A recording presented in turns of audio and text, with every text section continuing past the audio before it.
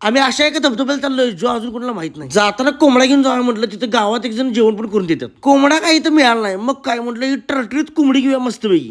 कोंबडी बोले टोच मारशील. कोंबड्या तरी ते एवढ्या स्वस्त मिळाल्या का नाही, चौघांना 4 कोंबड्या घेऊन म्हटलं दिव्यात दणका. जेवण करणाऱ्या मामाला फोन केला ना, म्हटलं कोंबड्या घेऊन आलं. तिने म्हटलं सोलून बिलून तुमचं तुम्ही घेऊन या, इकडे आज लय गर्दी. आम्ही गेलो गुगल मॅपच्या भरोशावर आणि एकाच नावाची 2 गाव होती आणि 70 किलोमीटर आम्ही दुसऱ्याच गावात गेलो. इकडे पण जबरदस्त असं वातावरण होतं. बरं चुकलोय तर राहू दे म्हटलं. तिथनं 30 किलोमीटरवरती आपल्या मित्राचा फार्म हाऊस होतं, तिथे राहिलो. मग काय सकाळी लवकर उठलो आणि म्हटलं आता जायचं आणि धबधब्यातच आंघोळ करायची. आणि मला तर पहिला सकाळ सकाळी उठल्या लागतोय पोटभर नाश्ता. मग काय मिसळवरती दिव्या म्हटलं तर आता जाणार आहे आम्ही धरणाला धबधब्याला.